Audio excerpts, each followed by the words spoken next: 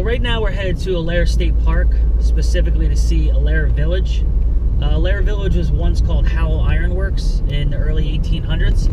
And what was special about Howell Ironworks at the time is it was what's considered a company town. So basically it featured all the elements that someone would need to survive.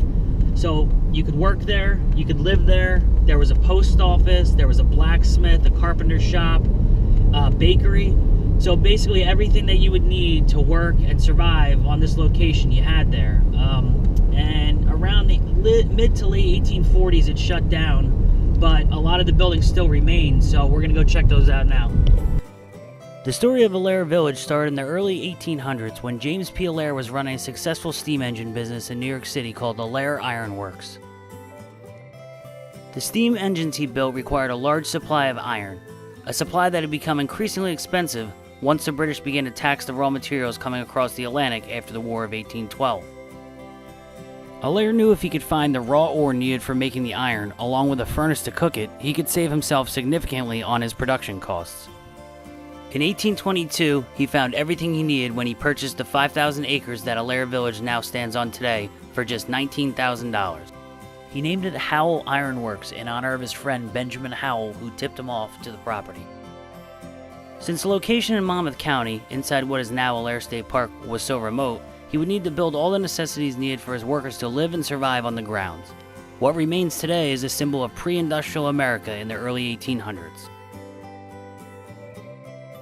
Among the buildings that stand on the property today is this church.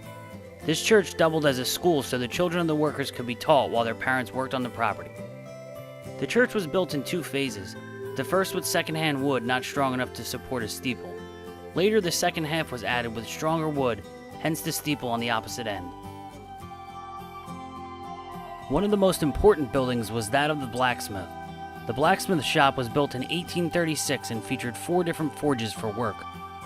The blacksmiths of the day would have used a raw iron to create many of the tools used on premises. Nothing at Howell Ironworks would have been possible without the fire. Alright, this right here is the blast furnace. This is the most important part of the whole place. This is the whole reason everyone's here in the first place. Because without this, they couldn't make the iron that was used in all the products.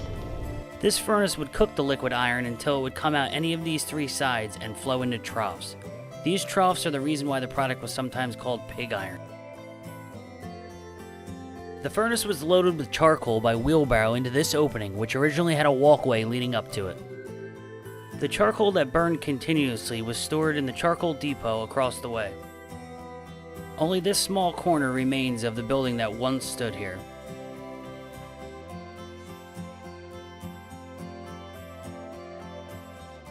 Moving down the path, we see James P. Allaire's house, where he spent considerable time later in his life. At one point, he lived here with his whole immediate family. The framing that remains in this section was at one time the living quarters for the single male workers on the property. Not too far from the Allaire house is the carriage house, built at the start of the 1830s. This would be the first thing travelers would see when arriving by carriage back then.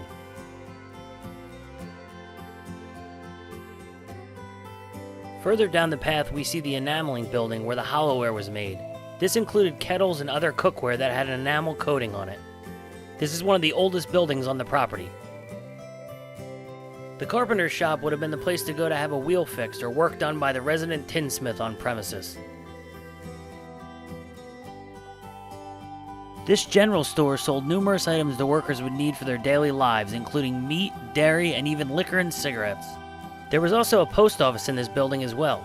During the height of business, it is believed that this was the biggest general store in the state of New Jersey. This bakery dates back to 1835 and it supplied all the bread for the village. Today, it still sells small baked goods and has demonstrations for visitors from time to time. This is one set of 3 row houses that were once on the property where workers lived in. It's estimated that there were as many as 400 to 600 people living on premises during peak times in the 1830s. The majority of them were family members of the workers. One of the other highlights of Allaire Village is the Pine Creek Railroad that opened in 1962. While not an original part of Allaire Village, the train takes visitors on a half-mile loop of nostalgia. The small railroad is maintained by a separate private organization. Eventually, Howell Iron Works would meet its demise in the mid-1840s, just over 20 years after it started. Much of the nation had fallen on tough times after the Panic of 1837, and Allaire was no exception. With industrials finding more affordable iron resources and fuel for making it to the west, the type of ore used here became obsolete. The furnace was officially turned off for the last time around 1847.